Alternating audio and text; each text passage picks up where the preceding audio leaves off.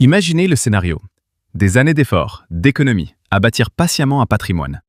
Et puis, au moment où tu te sens plus proche du but que jamais, tout s'arrête. Pourquoi? Pas à cause d'un krach boursier, et non, ce n'est pas parce que tu gagnes moins d'argent. C'est à cause d'un bug mental. Un virage psychologique totalement invisible qui change ta façon de penser, de dépenser et d'investir. Et ce bug, il apparaît comme par magie autour du seuil des 200 000 euros. Un palier qui a l'air d'une victoire, mais qui est en fait un véritable champ de mine pour ceux qui ne sont pas prévenus. Moi, c'est Martin. Et mon obsession, c'est de comprendre pourquoi, avec des revenus similaires, certaines personnes deviennent millionnaires et d'autres restent désespérément bloquées. Aujourd'hui, on va décortiquer ce que j'appelle la règle des 200 000 euros. Ce que je vais te révéler pourrait bien changer ta vision de l'épargne et t'éviter de tomber dans le piège le plus coûteux de ta vie. Avant de commencer, si tu veux devenir libre financièrement, abonne-toi, mets un like et dis-moi en commentaire, c'est quoi ton patrimoine actuel?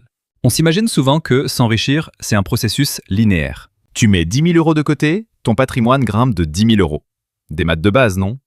Sauf que la réalité est bien plus tordue. Il existe des seuils où les règles du jeu changent du tout au tout, où ta psychologie te trahit. Et celui des 200 000 euros, c'est de loin le plus dangereux. Pourquoi ce chiffre? Pourquoi pas 100 000 ou 300 000? Parce qu'à 200 000 euros, ton argent cesse d'être un concept abstrait. Il devient réel, palpable. C'est le moment précis où ton patrimoine commence à bouger plus vite que tes propres efforts. Une bonne journée en bourse et hop, tu gagnes plus que ton salaire de la semaine. Un mois exceptionnel et tes revenus passifs dépassent le SMIC. C'est grisant. Mais c'est là que le vertige commence. Pour la première fois, une seule mauvaise décision peut balayer des années d'efforts. Quand tu as 5 000 euros investis, une perte de 10%, c'est 500 euros. Ça pique, mais ça ne change pas ta vie. Mais à 200 000 euros, une perte de 10%, c'est 20 000 euros. C'est plus que ce que la moitié des foyers français met de côté en un an. Cette somme n'est plus anecdotique. Elle est systémique. Le risque abstrait devient une menace très concrète. Mais le vrai danger, ce n'est pas la perte en elle-même. C'est ce qui se passe dans ta tête. C'est un phénomène que j'appelle l'illusion d'arrivée. Et c'est le piège numéro 1. Imagine la scène. Mardi matin, tu ouvres ton appli de courtage avant ton premier café. Et là, bam, ton portefeuille a pris 5 000 euros en 24 heures. Ton cerveau ne voit pas une simple fluctuation. Il t'envoie une décharge de dopamine avec un message clair et puissant. Ça y est, tu as réussi, tu es riche. Et ce sentiment d'accomplissement, c'est précisément ce qui met un coup d'arrêt à la progression de la plupart des gens. J'ai un exemple parfait que je vois tout le temps. Un cadre qui a épargné religieusement pour atteindre 210 000 euros sur ses comptes. Un matin, les marchés s'envolent. Son patrimoine grimpe à 218 000 euros. Il a gagné 8 000 euros avant même d'avoir fini son petit déjeuner. Son cerveau s'emballe. C'est plus que mon premier salaire mensuel. Je mérite bien une récompense. C'est là que l'erreur fatale se produit. Il pense qu'il peut enfin relâcher la pression. Il commence à lorgner sur cette voiture à 40 000 euros ou ses vacances de luxe à 15 000 euros dont il rêve. Le problème, c'est qu'à 200 000 euros, tu n'es pas riche. Loin de là. Tu as juste accumulé assez d'argent pour faire des erreurs très chères sans avoir la marge de manœuvre pour t'en remettre. Le gain de 8 000 euros est virtuel. C'est de l'argent papier qui peut disparaître demain. Mais la voiture à 40 000 euros, payée en piochant dans le capital, est une perte bien réelle. Elle te fait reculer de plusieurs années. Cette illusion de richesse prématurée détruit plus de patrimoine que tous les krachs boursiers réunis. Si tu évites ce premier piège, un second monstre t'attend, la surconfiance. C'est le fameux effet Dunning-Kruger qui frappe à ta porte. Ce biais qui nous pousse à nous croire bien meilleurs qu'on ne l'est vraiment. Le scénario est un classique.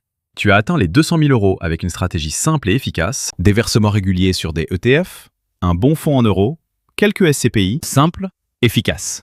Tu as survécu à une ou deux crises sans paniquer. Tu commences à te sentir comme un génie de la finance. Maintenant que je maîtrise le game, je peux faire beaucoup mieux. C'est le début de la fin. Tu commences à t'intéresser à des actions hyper prometteuses, à des options, des cryptos obscurs ou des montages immobiliers foireux. Et tu te murmures la phrase la plus chère de l'histoire financière.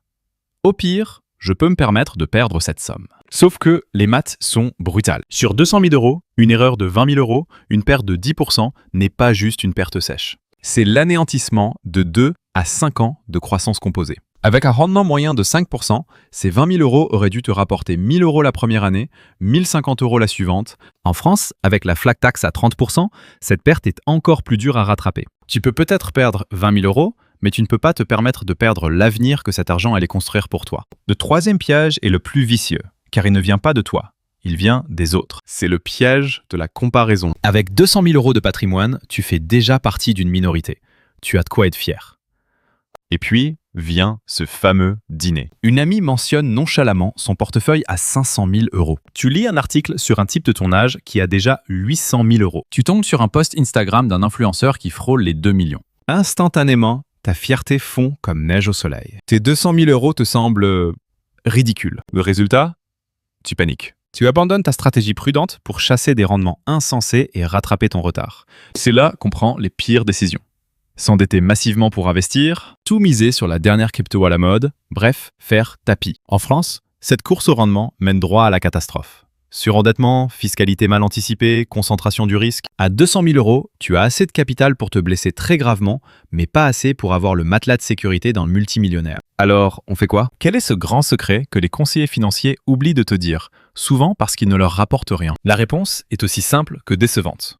Ne change absolument rien. Ta mission, une fois le seuil des 200 000 euros franchi, ce n'est pas de devenir plus malin, c'est de devenir plus discipliné. Continue de faire exactement ce qui a fonctionné. Continue tes versements programmés sur ton PEA en ETFMSCI World. Continue d'alimenter ton assurance vie sécurisée. Garde ta stratégie simple. Ennuyeuse même. Psychologiquement, c'est l'enfer. Voir son patrimoine faire plus 1000 euros en une journée crée une démangeaison, une envie folle de faire quelque chose, d'optimiser. Mais à ce stade, la discipline et la passivité sont tes meilleures armes. À 200 000 euros, un petit 5% de rendement, c'est déjà 10 000 euros par an de revenus passifs. C'est plus qu'un 13e mois pour beaucoup de gens. Et c'est là que la magie opère. Grâce aux intérêts composés, le chemin pour passer de 200 000 à 400 000 euros sera 2 fois plus rapide que le temps qu'il t'a fallu pour atteindre les premiers 200 000 euros. Le momentum est avec toi. Ton seul job, c'est de ne pas casser le jouet. À ce stade de ta vie, tu ne gagnes pas le droit de t'acheter des trucs chers. Tu gagnes un truc bien plus précieux. Des options. L'option de dire non à un job qui te déplaît. L'option de négocier une augmentation sans avoir la peur au ventre. L'option de déménager, de lancer un projet, de prendre une année sabbatique. Cette sécurité te donne un pouvoir de négociation sur ta propre vie. Pour traverser cette zone de turbulence, retiens ces 3 règles d'or. 1. Reste ennuyeux. Ta stratégie doit être la plus chiante possible. ETF World, fonds euro, SCPI. Point. 2. Ignore le bruit. Arrête de traîner sur les forums boursiers. Ne suis pas les gourous crypto. Coupe le son. 3.